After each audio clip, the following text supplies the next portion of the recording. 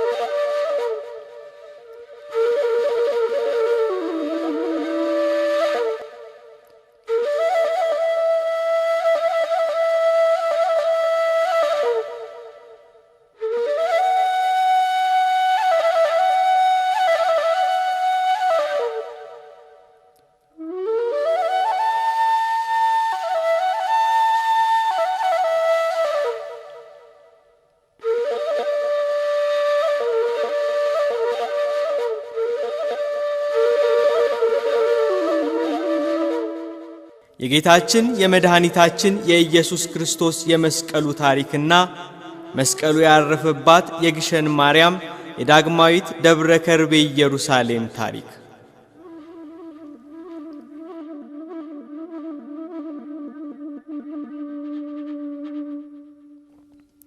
የአዳምን በደል ሊሽር በደል የሌለበት ጌታ እንደ በደለኛ ተቆጥሮ ደዌያችንን ሊቀበል ሕማማችንን ሊሸከም ስለ መተላለፋችን ሊቆስል ስለ በደላችን ሊደቅ ለሰው ልጆች በሰጠው የማዳን ተስፋ የዘመኑ ፍጻሜ በደረሰ ጊዜ ቃል ከሰማይ ወርዶ የእመቤታችን የቅድስት ድንግል ማርያምን ሥጋ ለብሶ ሰው ሆነ፣ በምድር ተገለጸ።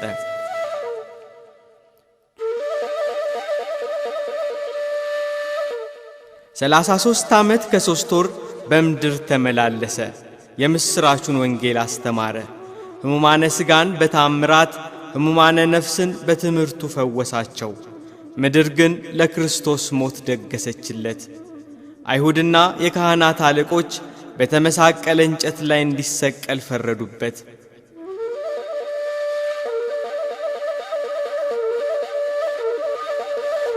ዓለማትን የፈጠረ የሰማይና የምድር ንጉሥ የሰው ልጆች ሁሉ ፈጣሪ በፈቃዱ ለመስቀል ሞት ተላልፎ ተሰጠ።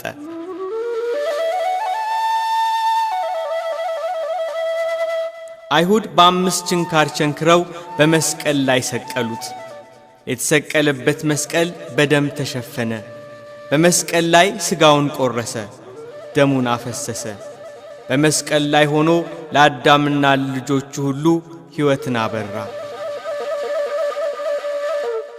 ተስፋ አድርገው በሲኦል ተጥለው ለነበሩ የሰው ልጆች በመስቀል ተሰቅሎ አርነትን ሰጣቸው። በመስቀል ተሰቅሎ የሲኦል ኃይላትን አጋንንትና አለቆቹን ከእግራችን በታች ጣለልን።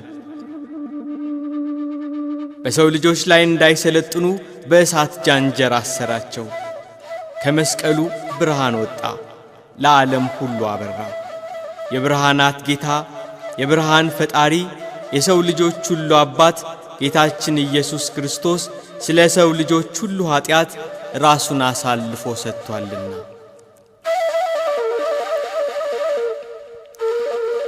ለሚፈሩህ ምልክትን ሰጣቸው እንዳለ ቅዱስ ዳዊት ከሞት ለማምለጥ አጋንንትን ለመዋጋት የሰው ልጆች የተሰጠ ምልክት ጌታችን ኢየሱስ ክርስቶስ የተሰቀለበት መስቀል ነው።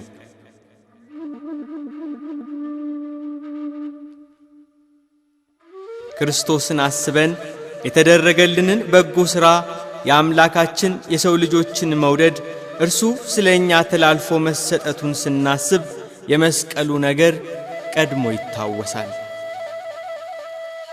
የድል ነሺዎች ምልክት፣ የክርስቲያኖች አርማ፣ የአጋንንት መቀጥቀጫ፣ የሰማያዊው ርስት የመንግሥተ ሰማያት ብርሃን የሚፈነጥቅበት ለእኛ ክርስቶስን ለምናምን ለምንፈራው የተሰጠ ምልክት ነው የክርስቶስ መስቀል።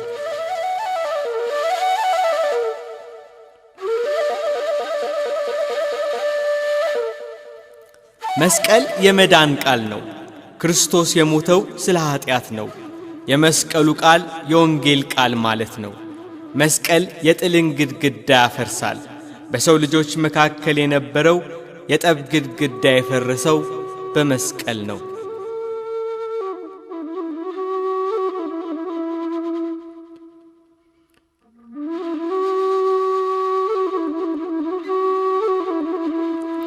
በመስቀል ላይ የተሰቀለው ጌታችን መድኃኒታችን ኢየሱስ ክርስቶስ በሦስተኛው ቀን ሞት ሊይዘው አልቻለምና ሞትን ድል ነስቶ ተነሳ።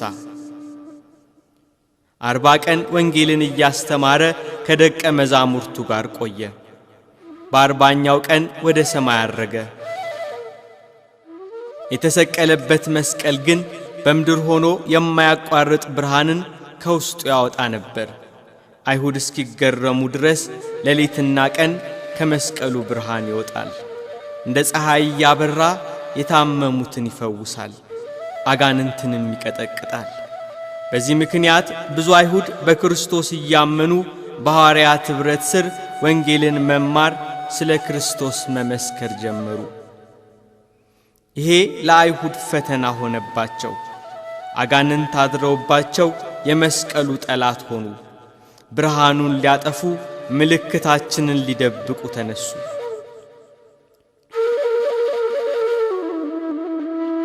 የብርሃናት ጌታን ሰቅለው ለሞት አሳልፈው እንደሰጡት ሁሉ ደሙ ያረፈበትን ሥጋውን የቆረሰበትን የመከራው ዙፋን የሆነው ቅዱስ መስቀል ሕሙማን ሲፈውስ እንደ ፀሐይ ብርሃን ከውስጡ ሲወጣ ቢመለከቱ መስቀሉን ሊቀብሩ ተነሱ።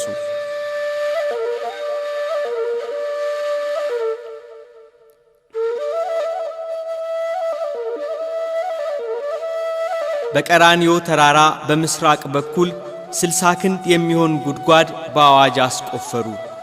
በዚያ ጉድጓድ ውስጥ የጌታችንን መስቀል አስገብተው አፈሩን መልሰው ቀበሩት። የአካባቢውና የከተማው ቆሻሻ በዚያ ጉድጓድ ላይ እንዲጣል አዋጅ አስነገሩ። የመስቀል ነገር እንዳይነሳ፣ ስሙ እንዳይታወስ፣ ሥራው እንዳይዘከር የከተማው ሰው ሁሉ በዚያ ቦታ ላይ ቆሻሻ ይጥል ጀመር። ለ285 ዓመት በዚያ ቦታ ላይ የአካባቢው ሕዝብ ቆሻሻ ሲደፋ ጥራጌ ሲጥልበት ቆየ። አካባቢው በቆሻሻና በጥራጌ ተመላ። የትልቅ ተራራ ከፍታን ያዘ። ዓመታት እያለፈ ሄደ። የመስቀሉ ነገር ተረሳ። የት እንደተቀመጠ የሚያስታውስ ትውልድ አልተገኘም።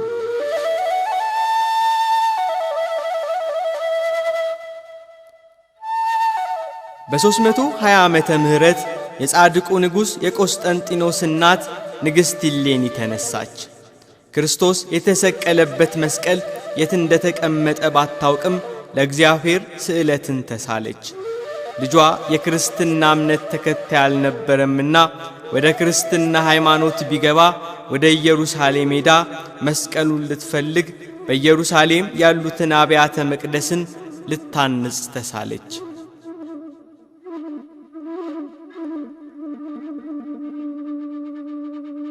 የእግዚአብሔር ፈቃድ ሆነ። ልጇ ቆስጠንጢኖስ አምኖ ክርስትናን ተቀበለ። በአብ በወልድና በመንፈስ ቅዱስ ስም ተጠመቀ። እናም ከእግዚአብሔር ተወልዶ ክርስቲያን ሆነ።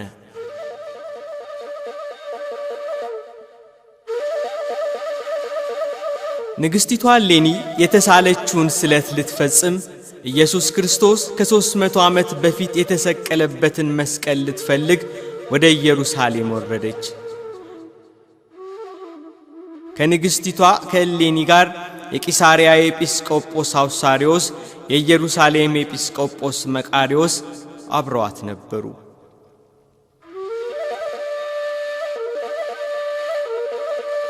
ኢየሱስ ክርስቶስ የተሰቀለበት መስቀል የት እንዳለ የሚያውቅ ሰው ማግኘት ግን አስቸጋሪ ሆነ።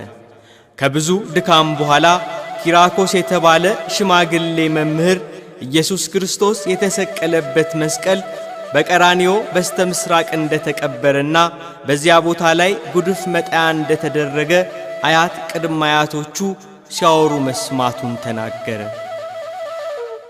ነገር ግን በተባለው አካባቢ ተመሳሳይ ተራራ በስቷልና የትኛው እንደሆነ ለመለየት አዳገተ። ንግሥቲቱ እሌኒ እንጨት አሰባስባ ደመራ ደምራ ነደደች። በሚነደው እሳት ውስጥ ዕጣን ጨምራ የዕጣኑ ጢስ ቦታውን እንዲያመለክታት ወደ እግዚአብሔር ተማጸነች።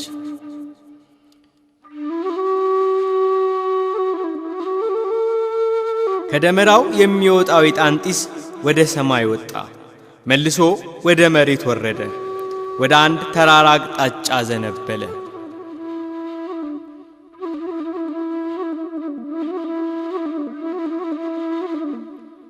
በዚህ የዕጣን ጢስ ምሪት ያ ተራራ እንዲቆፈር አደረገች ንግሥቲቱ እሌኒ።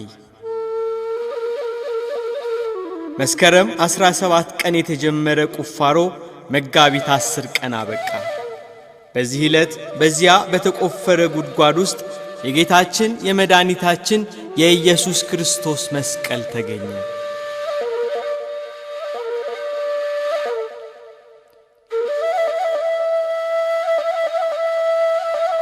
አብረዋት ያሉት ካህናቱ፣ ሰራዊቱ፣ ተከትሏት የመጣው ሕዝብ ሁሉም በኢየሱስ ክርስቶስ መስቀል መገኘት ደስታን አደረጉ። ንግሥቲቱ እሌኒ መስቀሉን ታቅፋ እግዚአብሔርን አመሰገነች። ሕዝቡ ሁሉ መስቀሉን እየዳሰሱ ለእግዚአብሔር ዘመሩ።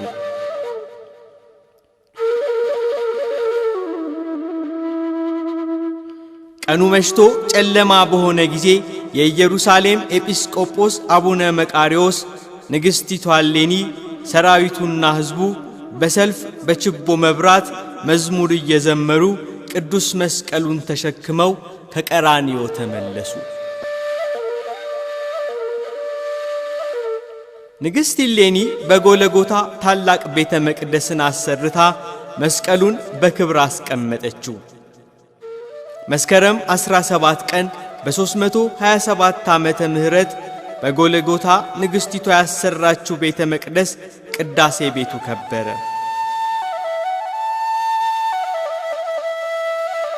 መስቀሉ የተገኘው መጋቢት ወር ቢሆንም በመጋቢት ወር ታላቁ የጌታ ጾም ስለሚውል በዓሉ ወደ መስከረም 17 ተዛውሮ እንዲከበር ተደረገ።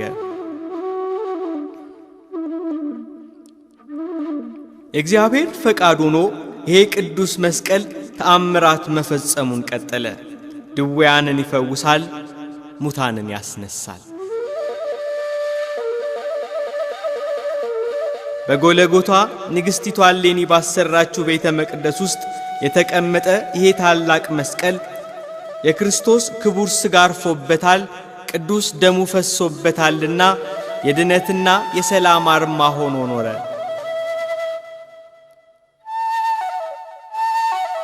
ሙሴ አርዌ በትርን በተራራ ላይ ሰቅሎ ያዩት ሁሉ ከበሽታቸው እንደተፈወሱ በጎለጎታ ጌታችን ኢየሱስ ክርስቶስ የተሰቀለበትን መስቀል ያዩ ሁሉ መድኃኒትና ፈውስን አገኙ።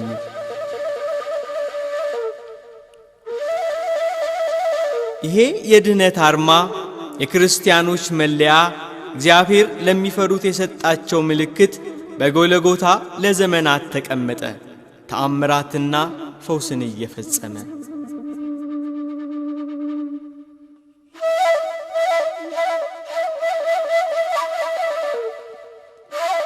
በ614 ዓመተ ምህረት የፋርስ ንጉሥ ኢየሩሳሌምን በጦርነት ወሮ ኢየሩሳሌምን አጠፋት።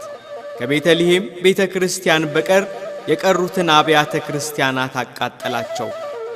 ምእመናኑን ሰየፋቸው፣ አሳደዳቸው። መስቀሉን በኃይል ከኢየሩሳሌም ወስዶ በሀገሩ በፋርስ አስቀመጠው። የኢየሩሳሌም ሕዝብ አዘነ። ወደ ሮማውያኑ መንግሥት መልእክትን ላኩ። የሮማውያኑ ንጉሥ ሕርቃል የፋርሱን ንጉሥ እንዲወጋላቸውና የኢየሱስ ክርስቶስን መስቀል እንዲያስመልስላቸው የኢየሩሳሌም ምእመናን ንጉሥ ሕርቃልን ለመኑት። ንጉሥ ሕርቃል ፋርስ ዘምቶ የኢየሩሳሌምን ጠላት አጥፍቶ መስቀሉን መልሶ ወደ ኢየሩሳሌም አመጣው።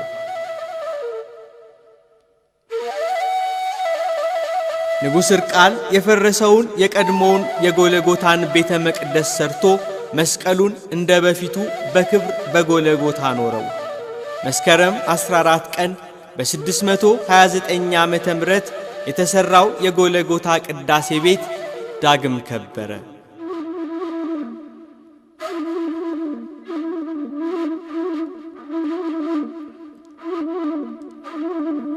በ678 ዓመተ ምህረት በኃያላን የዓለም መንግስታት መካከል መስቀሉ ለኔ ይገባል እኔ ወስደዋለሁ የሚል ጠብ ተፈጠረ።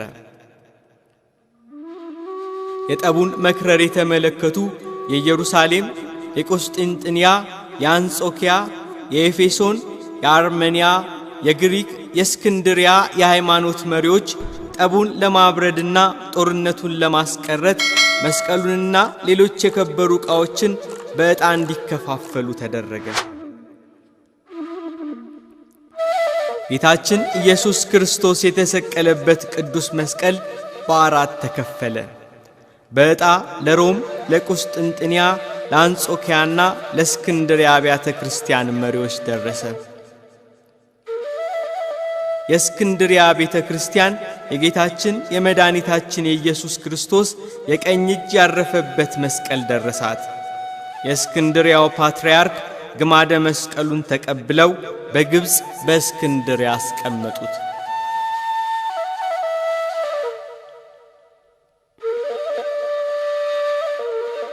የጌታችን የኢየሱስ ክርስቶስ መስቀል በእስክንድርያ ለዘመናት ተቀመጠ።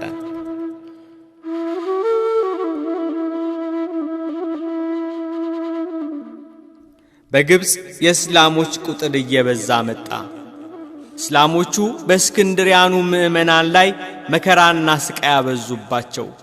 በግድ ወደ እስልምና ግቡ፣ ክርስቶስን ካዱ እያሉ መከራ አበዙባቸው።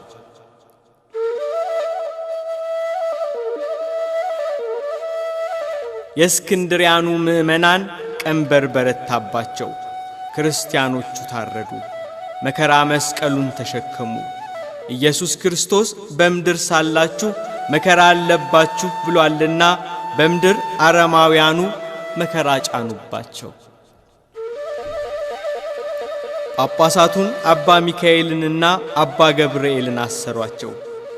ከዚህ ከእስላሞቹ ከጫኑባቸው መከራ እንዲታደጓቸው የእስክንድርያኑ ምዕመናን በዘመኑ ኃያላን ለነበሩት ለኢትዮጵያው ንጉሥ ለአፄ ዳዊት መልእክት ላኩባቸው። በግብፅ ያሉት እስላሞች መከራ አጽንተውብናልና ኃይልህን አንስተህ አስታክስልን ብለው። አፄ ዳዊት ጉባኤ ጠሩ። መነኮሳቱን፣ ባህታውያኑን፣ ካህናቱንና መኳንንቱን ሰበሰቡ። ዛሬ መቃድሾ በተባለው ቦታ ላይ የእመቤታችንና የመድኃኔ ዓለም ቤተ መቅደስ ነበረበት። በዚያ ምክንያት መቃድስ ይባል ነበር። በዚህ ቦታ ላይ አፄ ዳዊት ጉባኤ አካሄዱ። ንጉሡ አፄ ዳዊት ከሕዝባቸው ጋር መከሩ። ጉባኤው ውሳኔ አስተላለፈ። ጳጳሳቱ እንዲፈቱ፣ በክርስቲያኖች ላይ የሚደርሰው መከራና ግፍ እንዲቆም። ይህንን የጉባኤ ውሳኔ ይዘው ንጉሡ ዳግማዊ አፄ ዳዊት ወደ ግብፅ ሊዘምቱ ተነሱ። ሰራዊቱ ተሰለፈ። እልፍ አእላፋት ፈረሰኞች፣ እጅግ ብዙ ባለ በቅሎ፣ ቁጥር የሌለው እግረኛ ወደ ግብፅ ዘመተ።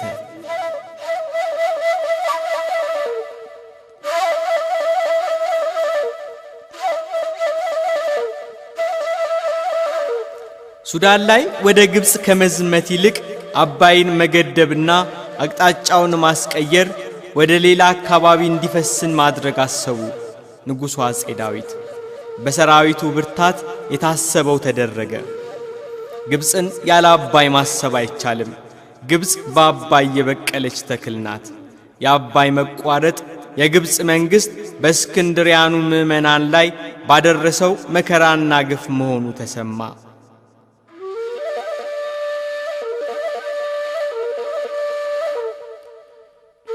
ጳጳሳቱን ፈታ፣ ክርስቲያኖቹንም አከበረ። ክርስቲያኖቹ በሰላምና በፍቅር እንዲኖሩ አዋጅ አስነገረ።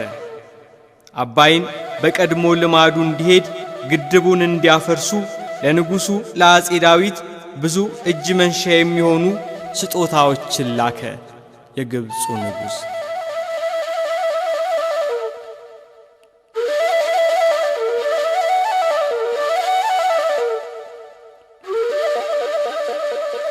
ንጉሥ ዳዊት ከስጦታቸው ይልቅ እስክንድሪያ ያለው የጌታችን የመድኃኒታችን የኢየሱስ ክርስቶስ የቀኝ እጅ ያረፈበትን መስቀሉን እንዲሰጣቸው ጠየቁ።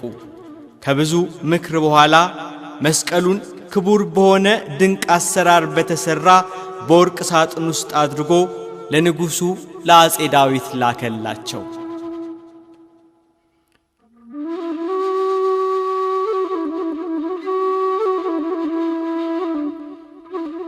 ንጉሡ አፄ ዳዊት መስከረም 10 ቀን መስቀሉን ተቀበሉ። አባይን በቀድሞ ልማዱ እንዲሄድ ግድቡን አፈረሱ።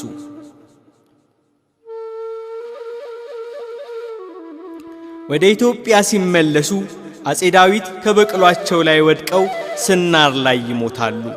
መስቀሉ ወደ ሀገራችን ሳይገባ ስናር ላይ ይከርማል።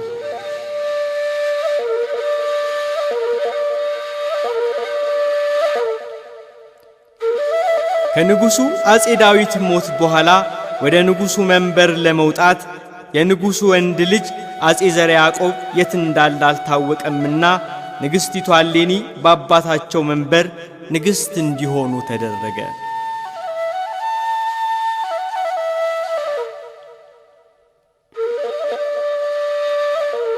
ሕዝቡ ግን ንጉሡ ወንድ ልጅ እንዳላቸው እየታወቀ እንዴት በዙፋኑ ላይ ሴት ልጃቸው ትቀመጣለች ብሎ ውስጥ ውስጡን እያጉረመረመ ወንድ ልጃቸውን ያፈላልግ ነበር።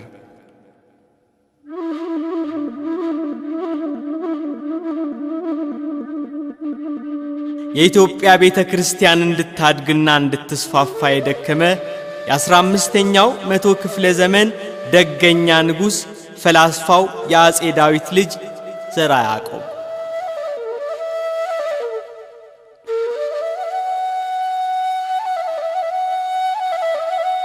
ዘርዓ ያዕቆብን በልጅነቱ ከቤተ መንግሥቱ የሥልጣን ሽኩቻ ለማራቅ እናቱ እግዚእ ክብራ ወደ ደብረ ቢዝን አባ ፊልጶስ ጋር ላከችውና የውስጢኖስ የተባለ መምህር ዘንድ መማር ጀመረ። ዘርዓ ያዕቆብን መምህሩ የውስጢኖስ ከገዳም ገዳም ይዞት ስለሚዞር ለማግኘት አልተቻለም ነበር። በየገዳማቱ እየተዘዋወረ መኖሩ የገዳም አባቶች በረከት እንዲያድርበት የቤተ ክርስቲያንንም ትምህርት ጠንቅቆ እንዲረዳ ሆነ።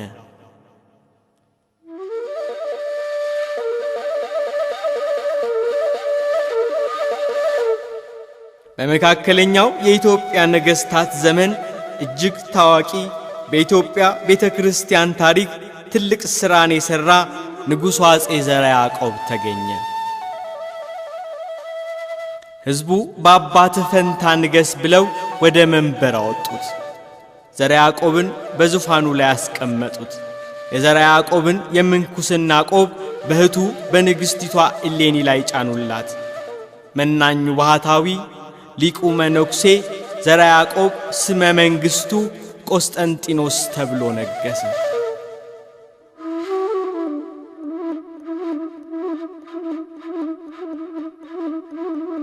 ዘርዓ ያዕቆብ እንደነገሱ ወደ ስናር ሄደው አባታቸው ዳዊት ከግብፅ አምጥተው ወደ ኢትዮጵያ ላስገቡትን ግማደ መስቀሉንና ሌሎችን ንዋየ ቅድሳትን አመጡ።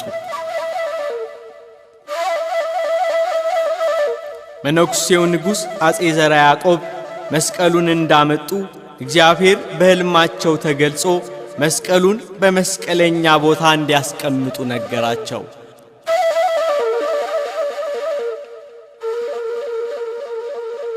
ንጉሡ አፄ ዘርዓ ያዕቆብ መስቀለኛውን ተራራ ፍለጋ መስቀሉን አሸክመው በሰራዊታቸው ተከበው የኢትዮጵያን አውራጃዎች ሁሉ ዞሩ። በሸዋ በደርሄ ማርያም፣ በመናገሻ አምባ፣ በጨጨሆ፣ በእንጦጦ፣ በደብረ ብርሃን፣ በአንኮበር ሁሉም ስፍራ የግማደ መስቀሉ ማረፊያ ስፍራ ይሆን ዘንድ እንዳልተፈቀደ ይነግራቸዋል የሚመራቸው ቅዱስ መልአክ።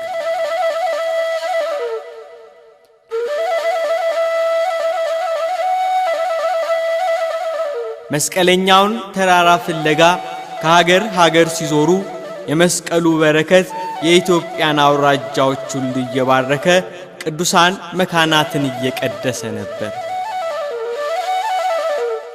እየደጋገመ በራእይ መስቀሌን በመስቀለኛ ቦታ አስቀምጥ እያለ ይነግራቸው ስለነበር በመጨረሻ ይህ ለዚህ ቅዱስ መስቀል የተመረጠ ቦታን እንዲገልጽላቸው አፄ ዘርዓ ያዕቆብ 7 ቀን ሱባኤ ያዙ።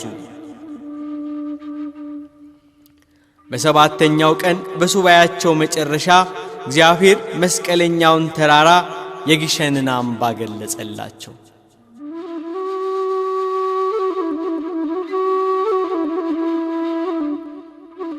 መነኩሴው ንጉሥ አፄ ዘርዓ ያዕቆብ ሰራዊታቸውን አስከትለው ካህናቱ መስቀሉን ተሸክመው ሕዝቡ በሆታና በእልልታ እያጀባቸው ጳጳሳቱ እየመሩ ወደ አምባሰል ተራራ መጡ።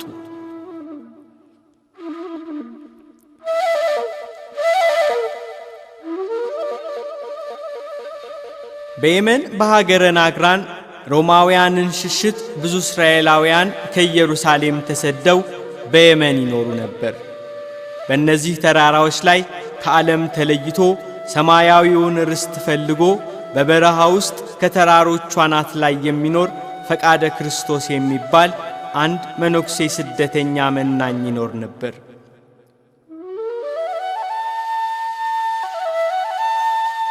ከዚህ ደግ መናኝ አባት ጋር 2 ጽላቶች የእግዚአብሔር አብና የእመቤታችን የቅድስት ድንግል ማርያም አብረውት ነበሩ። እመቤታችን ቅድስት ድንግል ማርያም በራእይ ተገልጻለት ከእርሱ ጋር ያሉትን 2ቱን ጽላቶች የብርሃን ምሰሶ ተተክሎ ወደሚያይበት ቦታ እንዲወስድ ነግራው 12 መነኮሳትን አስከትሎ ከብዙ ድካምና የመንገድ ጉዞ በኋላ ወደ አንድ ተራራማ ሀገር ደረሰ። በዚያ ተራራ ላይ ብርሃን ተተክሎ ያበራ ነበር። ባህታዊው ፈቃደ ክርስቶስ 2ቱን ጽላቶች አሸክሞ ከ12 መነኮሳት ጋር የበሸሎን ወንዝ ተሻግሮ አቀበቱን ወጥቶ በተራራ ወደ ተከበበው ሀገር አቀና። ከሁሉም ተራሮች ከፍ ያለ የመስቀል ቅርጽ ወዳለበት አንድ አምባ ጥግ ደረሰ።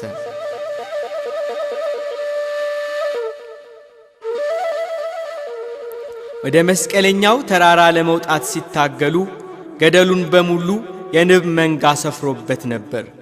የማሩ ሰፈፍ ጨረቃ መስሎ ታያቸው። አካባቢው በደን የታጠረ አራዊት የሚፈነጩበት ነበር።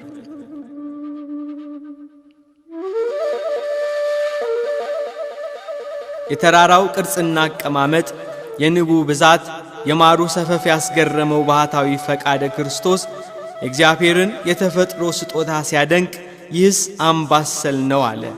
አሰል ማለት በአረብኛ ማር ማለት ሲሆን የማር አምባ ለማለት ፈልጎ አምባሰል አላት መናኙ ባህታዊ ፈቃደ ክርስቶስ። በዚያ የአካባቢው ስም አምባሰል ተሰኘ። ተራራማ አገር፣ የቅዱሳን መናኸሪያ፣ የባህታውያን አገር አምባሰል አምባሰል።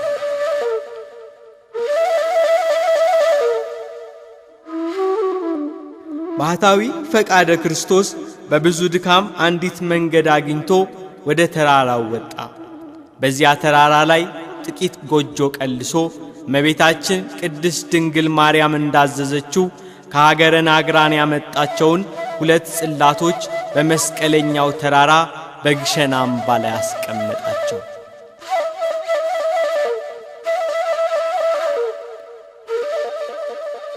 አፄ ካሌብ የእግዚአብሔር አብን ቤተ ክርስቲያን አሰርተው ታቦታቱን አስገብተው ቀዳሽና አወዳሽ መድበውለት ገዳሙን ገደሙት።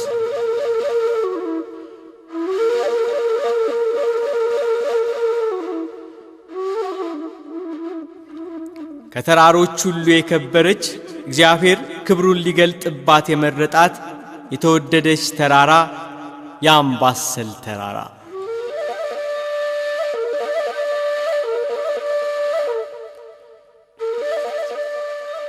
እስራኤል ዘሥጋ ከግብፅ ባርነት ወጥተው ወደ ከነዓን እግዚአብሔር ለርስትነት ወደ ሰጣቸው መልካም ምድር ሲጓዙ እግዚአብሔር በተራራ ላይ እየተገለጸ ያናግራቸው ነበር። የተቀደሰው የሲና ተራራ፣ የጽዮን ተራራ፣ የታቦር ተራራ በመጽሐፍ ቅዱስ ይታወሳል።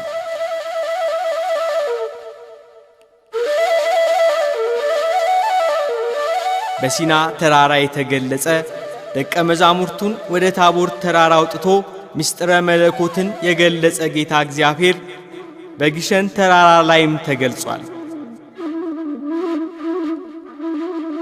እግዚአብሔር አስቀድሞ ክብሩን የሚገልጽበትን ቦታ ሲያዘጋጅ ሲናና ታቦርን ሲሰራ የአምባሰል ተራራ የግሸን አምባም ተዘጋጅቶ ነበር።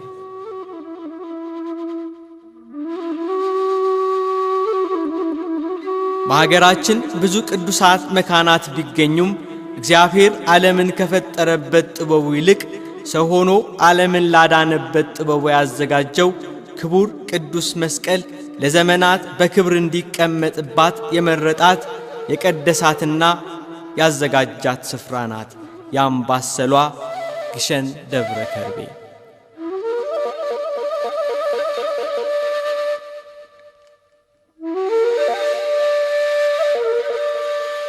አጋንንትና አለቆቹን የሚያቃጥል ለዓለም ሁሉ ብርሃን የሆነ የክርስቶስ ክቡር ደም የፈሰሰበት ቅዱስ ሥጋ ያረፈበት ክቡር ቅዱስ መስቀል የተቀመጠበት ስፍራ የአምባሰል መስቀለኛ ተራራ ግሸን። በልዩ መንበሯ ሀገሯ ግሸን ማማሯ፣ በልዩ መንበሯ ሀገሯ ግሸን ማማሯ፣ በልዩ መንበሯ ሀገሯ ግሸን ማማሯ፣ በልዩ መንበሯ ሀገሯ ግሸን ማማሯ፣ ማማሯ ማማሯ ሀገሯ ግሸን ማማሯ፣ ማማሯ ማማሯ ሀገሯ ግሸን ማማሯ፣ የክርስቶስ መስቀል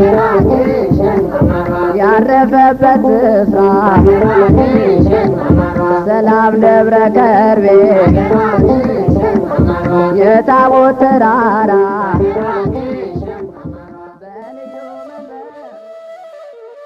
ከደሴ ከተማ 82 ኪሎ ሜትር ርቀት ላይ በአምባሰል ወረዳ በሐይቅና በመቅደላ በደላንታና በእጁ መካከል በበሸሎ ወንዝ አዋሳኝ እጅግ ከፍተኛ በሆነ ተራራ ላይ የሚገኝ ገዳም ነው በመስቀል ቅርጽ የተፈጠረው የግሸን ተራራ።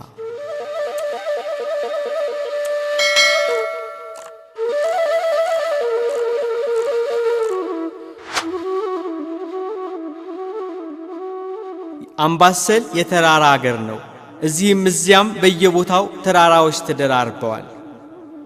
በየቦታው የተከመሩት እኒህ አምባሰል ተራራዎችን እየወጡ ዳገት ቁልቁለቱን እየወረዱ ከብዙ ድካም በኋላ ለሰማይ የቀረበ ከምድር ከፍ ያለ ረጅም ተራራ የመስቀል ቅርጽ ይዞ ይገኛል። ብዙ ምስጢር የያዘ የበረከት ቦታ፣ የቅዱሳን ስፍራ፣ እግዚአብሔር በግልጽ የሚገለጽበት ደብረ መቅደሱ ለእግዚአብሔር አብ የተባለ ግሸን ደብረ ከርቤ።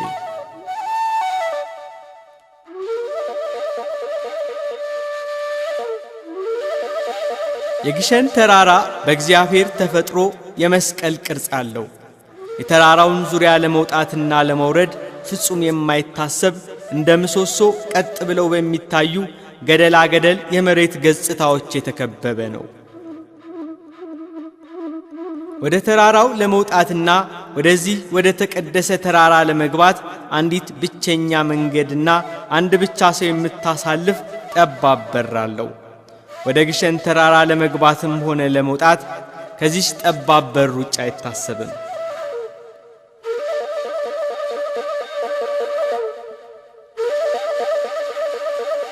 በተለያዩ ዘመናት በተለያየ መጠሪያ ስም ትጠራ ነበር የግሸን አምባ። በ666 ዓመተ ምህረት ደሴ የሚገኘው ሐይቅ ደብረ እስጢፋኖስ ገዳም ሲመሰረት የሐይቅ እስጢፋኖስ የገዳሙ መጠሪያ ሐይቅ ደብረ ነጎድጓድ ተብሎ ይጠራ ስለነበር በሐይቅ ግዛት ውስጥ የነበረችው የግሸን ተራራም ደብረ ነጎድጓድ ተብላ ትጠራ ነበር። የግሸን አምባ ደብረ ነጎድጓድ እየተባለች እስከ 11ኛው መቶ ክፍለ ዘመን ድረስ ተጠርታለች። በ11ኛው መቶ ክፍለ ዘመን በኢትዮጵያ ንጉሥ የነበረው ጻድቁ ሐናፄ መቅደስ ቅዱስ ላሊበላ ከአንዲት ቋጥኝ ፈልፍሎ ያሰራው ቤተ መቅደስ በእግዚአብሔር አብ ስም ይጠራ ስለነበር ግሸንም ደብረ እግዚአብሔር ተብላ ትጠራ ነበር።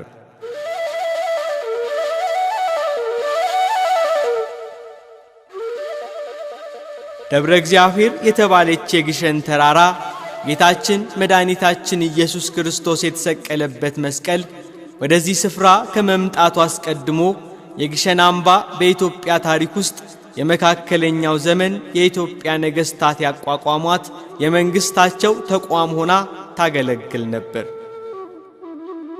የነገሥታቱን የስልጣን ዘመንና ርክክብ በተቻለ መጠን ሰላማዊ ለማድረግ ሲባል በሞትም ይሁን በኃይል ሥራ ከስልጣን የተወገዱ የንጉሥ ልጆች፣ ወንድሞች፣ የቅርብ ዘመዶች፣ ንግስና ይገባኛል ባዮች በግሸን አምባ በግዞት ይቀመጡ ነበር።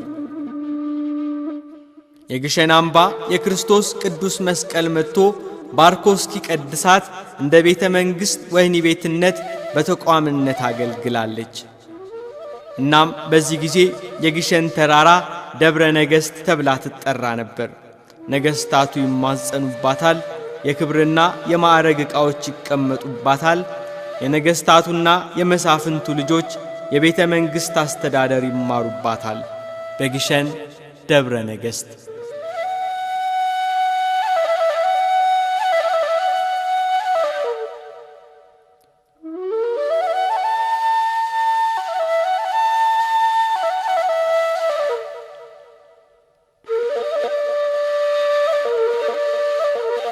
በንጉሡ በአጼ ዘርዓ ያዕቆብ ዘመነ መንግሥት ግማደ መስቀሉ ወደ ግሸን አምባ መጥቷልና ደብረ ነገሥት እየተባለ የተጠራው ይህ ስፍራ ደብረ ከርቤ ተብሎ ተጠራ።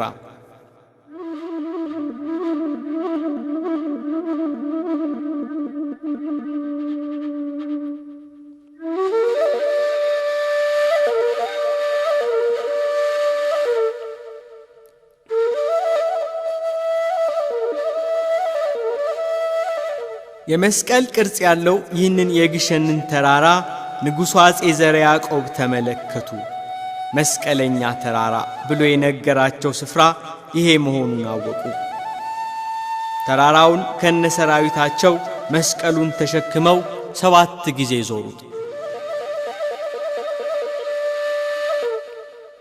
አዳል ሜዳ በሚባለው በኩል ገደሉን እየተንጠላጠሉ ከነመስቀላቸው በመውጣት ከተራራው አናት ላይ ደረሱ። በግሸን አምባ ላይ በአጼ ካሌብ ዘመን የተሰሩ ቤተ ክርስቲያንና ፈቃደ ክርስቶስ የተባለ ባህታዊ ከሀገረ ናግራን ያመጣቸው 2 ጽላቶች ነበሩበት።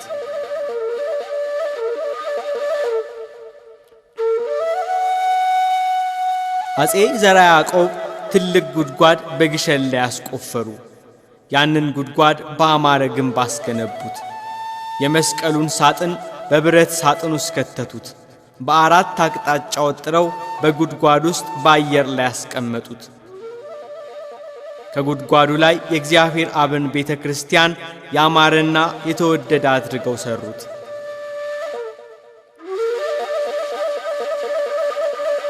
ንጉሡ አጼ ዘርዓ ያዕቆብ የእግዚአብሔር አብን ቤተ ክርስቲያን ሲያሰሩ ንግሥቲቷ እማሆይ እሌኒ አጼ ይኩኖ አምላክ ያሰሩትን ያረጀውን የእመቤታችንን ቤተ መቅደስ አደሱ።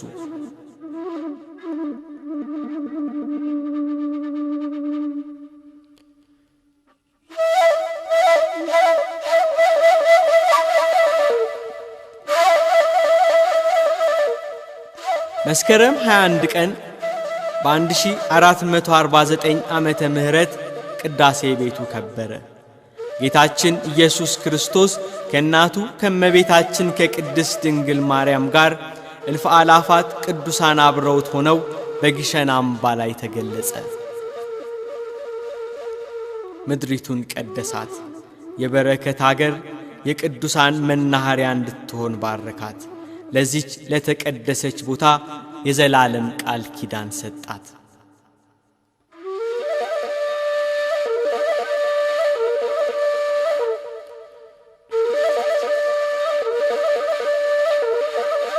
በየዓመቱ መስከረም 21 ቀን የመስቀሉን ክብረ በዓል፣ በጥር 21 ቀን የእመቤታችን የቅድስት ድንግል ማርያም ክብረ በዓል ዛሬ ድረስ ይከበራል።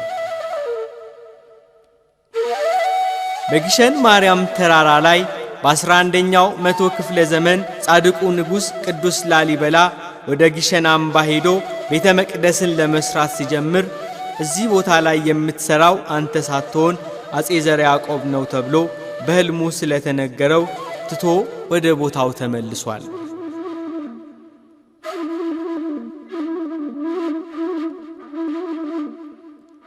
በአምባሰል ተራራዎች በግሸን አምባ ላይ የጌታችን የኢየሱስ ክርስቶስ መስቀል ብቻ አይደለም የሚገኘው። ጠንካሮቹ የሃይማኖት አባቶች፣ ሀገርና ወገንን የሚወዱ መንፈሳውያኑ ነገሥታት፣ ሰማያዊ በረከትን የሚያስገኝ ሀገርን ከዲያብሎስ ውጊያ የሚጠብቅ ብዙ ቅዱስ ነገር ወደ ኢትዮጵያ መጥተዋል። በግሸን አምባ ላይ ማስቀምጠዋል።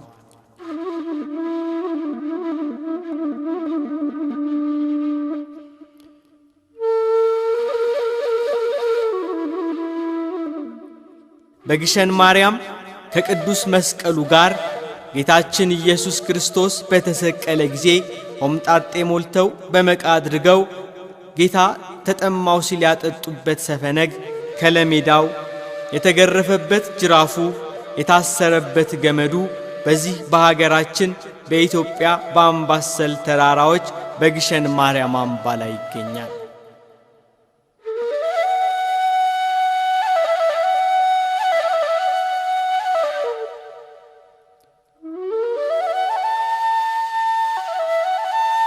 በግሸን አምባ ከቅዱስ መስቀሉ ጋር የብዙ ቅዱሳን አጽም ወደ ኢትዮጵያ መጥቷል። በግሸን ማርያም በእግዚአብሔር አብ ቤተ ክርስቲያን ውስጥም ይገኛል።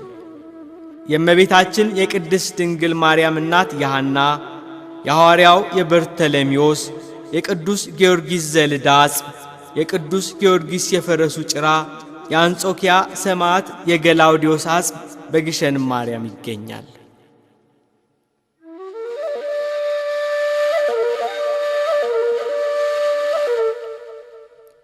የሊቀ ጳጳሳቱ የሳዊሮስና የዲዮስቆሮስ ሄሮድስ በቤተልሔም ያስፈጃቸው ሕፃናት አጽም በዚህ በግሸን ማርያም አምባ ላይ ይገኛል።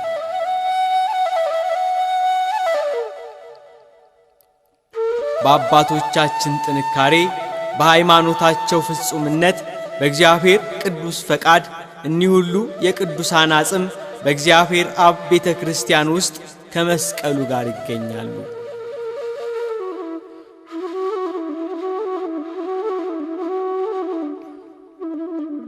ስሟ በክብር በመጽሐፍ ቅዱስ የሚጠራ ሀገረ እግዚአብሔር የተባለች ኢትዮጵያ ሀገረ ቅዱሳን ናት። የአባቶቻችን ክብር፣ የሃይማኖታቸው ፍጻሜ፣ ለክርስትናቸው የነበራቸው ትጋት ዛሬ ድረስ ታሪክ ብቻ ሳይሆን ሕይወትም ሆኖ ይታያል።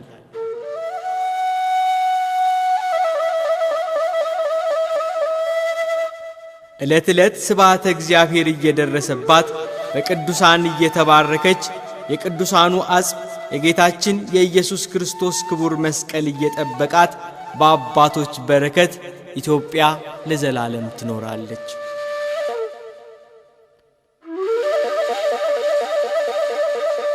በየትኛውም የዓለም ክፍል በእምነቱ የጠነከረ ራሱን ለእግዚአብሔር የሰጠ እግዚአብሔር የመረጣቸው ቅዱሳን አጽም በክብር ያረፈበት ጌታችን ኢየሱስ ክርስቶስ የተሰቀለበት መስቀል የቃል ኪዳኑ ጽላት ጽላተ ሙሴ ያለበት ሀገር የለም።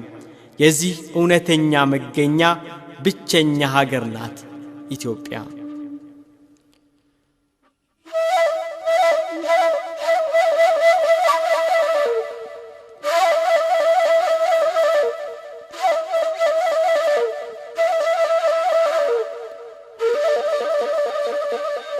በተለያዩ ዘመናት የተለያዩ ፈተናዎች፣ ቀንበርና መከራዎች በሃይማኖት የተነሳ ቢያጋጥማትም ኢትዮጵያ ለዘመናት ክርስትናዋን እንደያዘች በቅዱሳን ጸሎት ታጥራ ትኖራለች።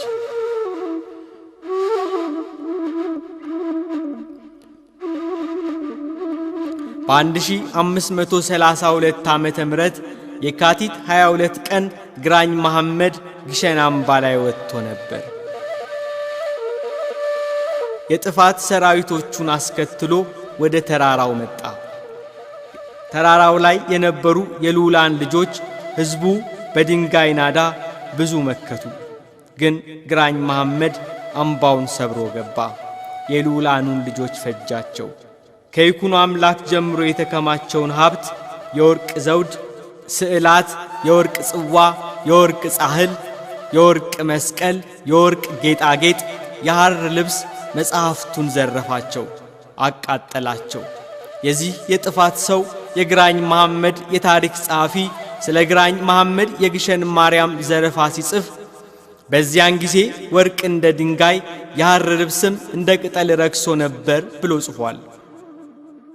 ይሁን እንጂ እኒህ የጥፋት መልእክተኞች በእግዚአብሔር አብ ቤተ ክርስቲያን በመቅደሱ ስር የነበሩትን ንዋየ ቅድሳት አላገኙም ነበር። ይህንን ሁሉ የአጋንንትን ጸብ ችላ የግሸን ማርያም አምባ በኢየሱስ ክርስቶስ መስቀል ከዓለም ሁሉ ትከብራለች።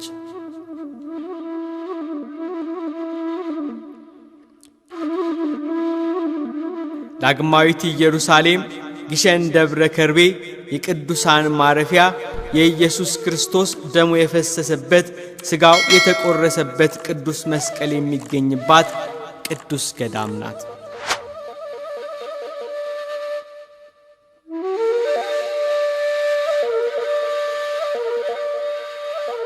በየትኛውም የዓለማችን ክፍል ተራራ ሆኖ በመስቀል ቅርጽ የተፈጠረ የለም።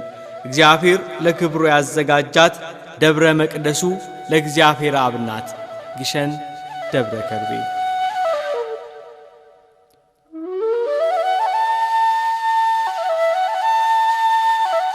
ኢትዮጵያዊነት ክርስትና ነው። በአባቶች ጸሎት፣ በቅዱሳኑ ሕይወት፣ በበጎ ሥራቸው ረድኤትና በረከት የሚገኝበት መንፈስ ነው ኢትዮጵያዊነት።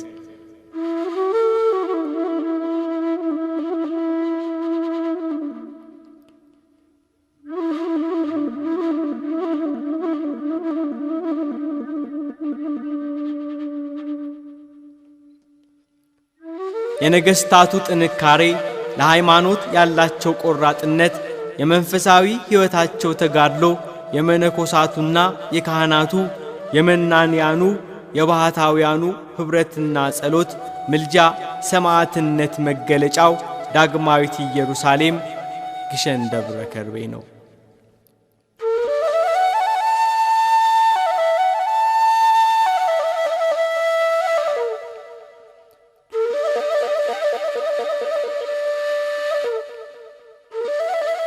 ዳግማዊት ቅድስት አገር ኢየሩሳሌም ግሸን ደብረ ከርቤ በቅዱሳን የከበረች የተቀደሰች ስፍራ ናት። በቅድስት አገር በኢየሩሳሌም በቀራንዮ ተራራ ላይ የነበረው መስቀል በግሸን አምባ ተራራ ላይ ዛሬም አለ።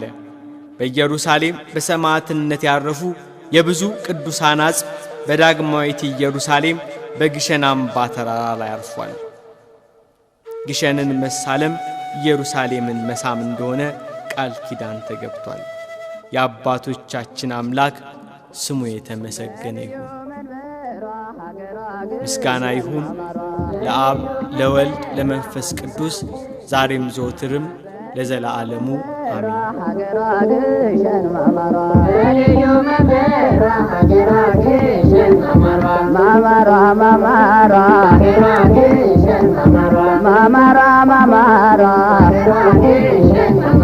የክርስቶስ መስቀል ያረፈበት ስፍራ ሰላም ደብረ ከርቤ የታቦት ተራራ